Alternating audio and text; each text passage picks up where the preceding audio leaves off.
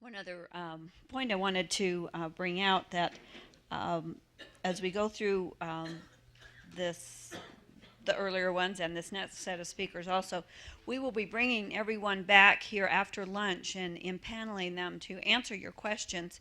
So, be thinking about how, how these things fit together, or if you see, questions that aren't answered, or any of those things. We want to come back and have some discussion after lunch about that and ask them any of the things that have come up over the morning, and then at that point we'll also ask. We'll allow our speakers to leave if they would like to, and then we'll have discussion among our group of how we plan to go forward. And we want to not leave here today until we have some kind of plan of action and some kind of organization about how we'll go forward. So be thinking about that, and don't be planning on skipping out after lunch. So, because that's where the real work's going to start. This is just the fun entertainment part. So next, we have Alan Matheson from Envision Utah. Um, I've drug Alan up here many times to speak at some of our different conferences, and has maybe had more general information, and today I think we'll have a little bit more specifics about how Envision Utah, both how it works and how they could help us in a planning process.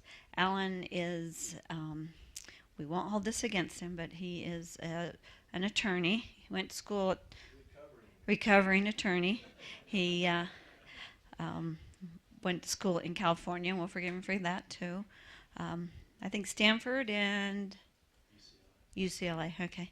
And we met Alan when he was working, when he started his recovery.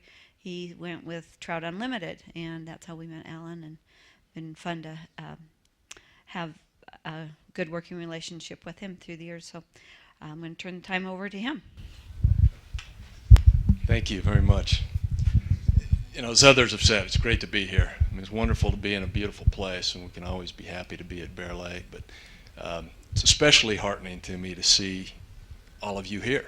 I mean, to take a precious Saturday and spend your time thinking about where you live and the future, and maybe doing some things that you'll never benefit from, but others might. I mean, that's tremendous. And I also really appreciate the other speakers who are here. I've worked with them all. I respect them all, and real good groups. I recently took a group of young men, including my son, on a canyoneering trip. That's where you go down to the slot canyons and you rappel and climb down in.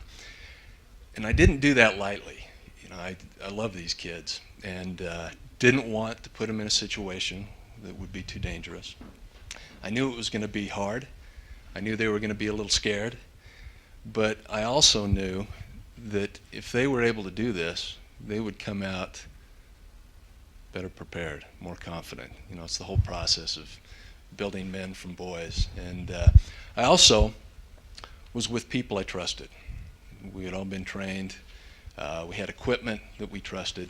So we went through, and we got to that first rappel, and the boys didn't need to say anything. I could see what they were thinking on their faces. It was, "You want me to do what?" And they kind of timidly went down and worked their way through. But what was great, at the end of the day, they walked out of that canyon, and every single one of them had their chin up, their chest out, and they were saying, "I can do anything." So why do I tell you this story?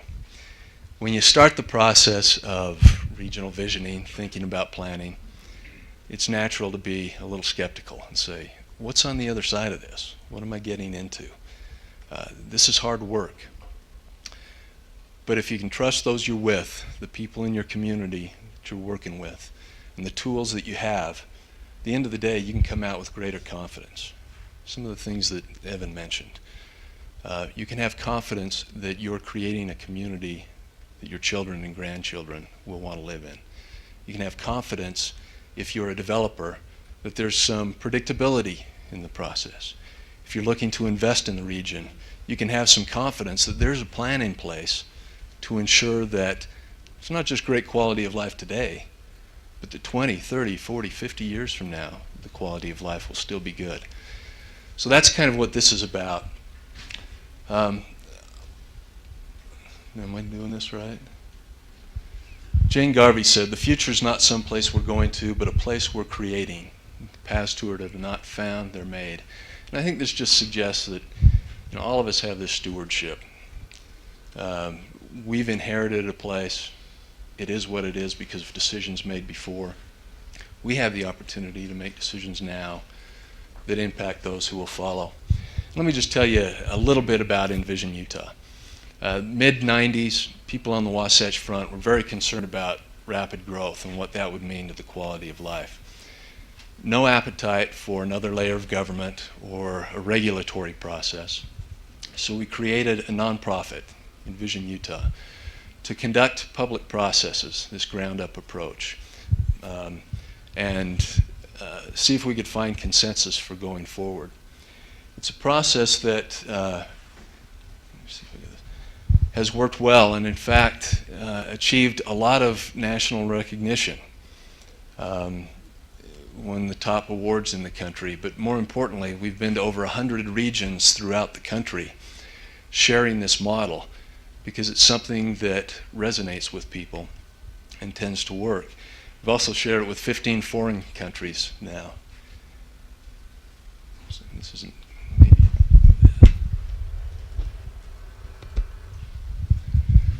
So why? What's this about? It's really not magic. It's about providing people some good information up front. It's one thing to have people come in and share their ideas.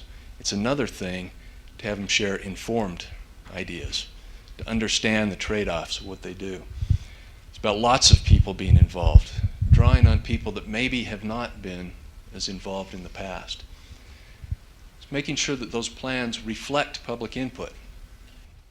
So it's not about some people in a back room saying this is what the future ought to be. It's building the public support for it, using transparent methods so you can show how the public input translates from step to step. And importantly, it's about implementation. We've all seen situations where you get some expert that puts together a plan and it can be very good, but it'll sit on a shelf if there isn't public will to implement it. You get the public will by having public ownership. You get public ownership by having them involved.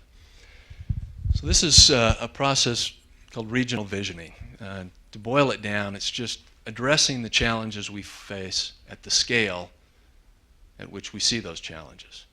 So we all know that air issues, transportation issues, economic development issues, etc., don't respect city or county or state boundaries. And so it's about addressing them on a landscape scale. It's about helping us today understand the long-term consequences of the choices we make. Those choices may be to do nothing, they may be to take certain steps, but those actions have consequences. We need to understand better what those consequences are. Finally, a little note down there on vision horizon. How far out should you be looking? Sometimes we do 5-year plans or 10-year plans. I'd suggest that we ought to be looking at a lot farther than that. And we ought to be thinking about the lives of generations to come.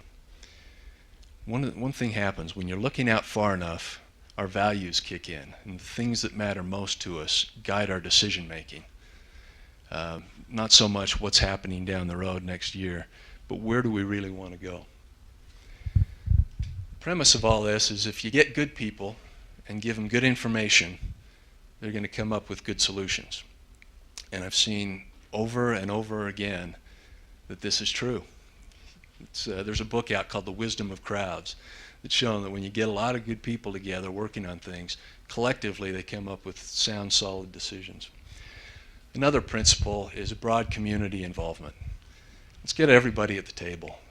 You've probably all been involved in processes where you've gone through months and months of work, and at the end of the day, somebody that wasn't at the table shows up and starts shooting it down.